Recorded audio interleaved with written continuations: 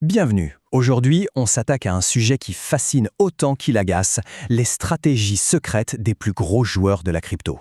Ensemble, on va décortiquer leur manuel de jeu pour essayer de mieux comprendre comment ils opèrent. C'est la question que tout le monde se pose à un moment ou à un autre, non? On voit ces mouvements de prix soudains, parfois complètement irrationnels, qui laissent les plus petits investisseurs sur le carreau. On se demande souvent quelles sont les forces invisibles qui tirent les ficelles.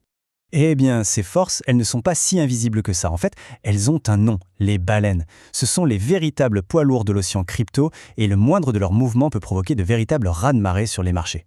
Du coup, comment on fait pour ne pas se faire avoir? La meilleure défense, c'est de comprendre l'adversaire. Et c'est précisément ce qu'on va faire. On va suivre la trace de leur argent directement sur la blockchain pour révéler leur stratégie étape par étape. Allez, c'est parti.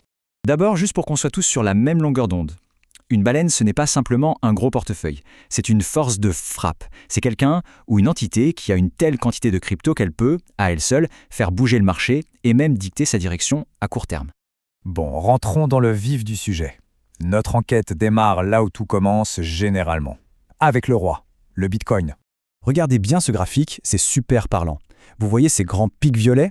Ça, ce sont d'énormes transferts de Bitcoin faits par les baleines vers les plateformes d'échange. Et à quel moment ça arrive? Eh bien, très souvent, pile au moment où le prix, la ligne blanche, atteint un sommet. C'est un signal on ne peut plus clair. Elle se prépare à vendre. Et c'est là qu'on observe un schéma classique, presque caricatural. Pendant que l'euphorie s'empare des petits investisseurs, le fameux FOMO qui les pousse à acheter au plus haut, les baleines, elles, font exactement le contraire. Elles profitent de cette vague d'achat pour vendre leur position. Mais attention, leur stratégie ne s'arrête pas à la vente. Ce visuel l'illustre à la perfection. Les barres rouges, c'est la distribution, la vente, quand les prix sont hauts. Puis, une fois que le marché a corrigé, regardez les barres vertes, c'est la phase de réaccumulation. Elles rachètent à bas prix ce qu'elles ont vendu bien plus cher, un cycle parfaitement maîtrisé. On passe maintenant à notre deuxième indice. Avec Ethereum, le jeu devient plus subtil, plus calculé. On n'est plus seulement dans l'achat-vente, on entre dans le domaine de la manipulation de marché. Ce chiffre donne le tournis, 400 millions de dollars. Ce n'est pas un investissement, non. C'est la valeur totale des positions de traders qui ont été complètement effacées, liquidées en un seul mouvement de marché. Et voilà comment ça se passe. Le graphique de gauche montre un pic gigantesque de liquidation, c'est-à-dire de positions fermées de force. Et qui sont les victimes? Le graphique de droite nous le dit. Ce sont les traders longs, ceux qui avaient parié sur une hausse des prix. Il suffit d'une baisse, même brève et provoquée, pour enclencher une cascade de liquidation. C'est un véritable effet domino. Ce qu'il faut bien comprendre ici, c'est que ce n'est pas un accident. C'est une technique bien rodée qu'on appelle un long squeeze. Les baleines poussent délibérément le prix à la baisse pour déclencher ces liquidations en chaîne. L'objectif? Créer de la liquidité pour vendre leur propre position ou racheter encore plus bas. Ethereum devient une arme. Alors, pendant que tout le monde a les yeux rivés sur le Bitcoin et l'Ethereum, que se passe-t-il dans l'ombre? Le capital que les baleines ont retiré doit bien aller quelque part. Et c'est là que les altcoins entrent en scène. Prenons l'exemple d'Uniswap. Les données on-chain ne mentent pas. On voit des accumulations soudaines et massives de l'ordre du million de dollars en quelques heures à peine. Ce n'est pas un hasard. Elles ciblent des projets piliers de la finance décentralisée, la DeFi, bien avant que le grand public ne s'y intéresse. Autre exemple, tout aussi flagrant, Chainlink.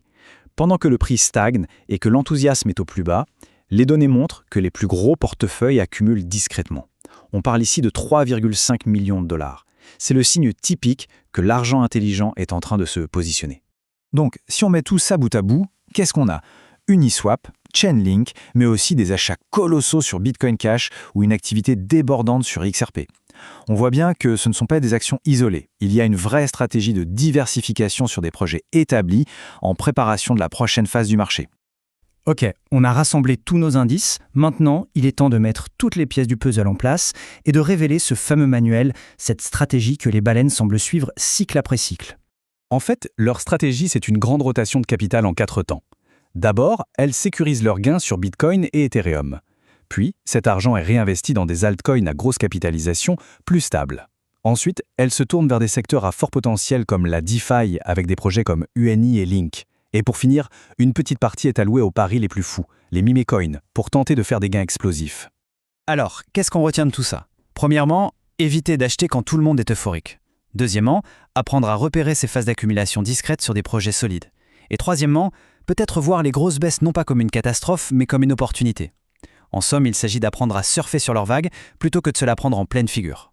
Alors, la prochaine fois qu'un mouvement de marché semblera totalement fou ou irrationnel, il faudra peut-être se poser la question à quelle étape du manuel des baleines est-ce qu'on est en train d'assister? Savoir lire entre les lignes, ça peut vraiment tout changer.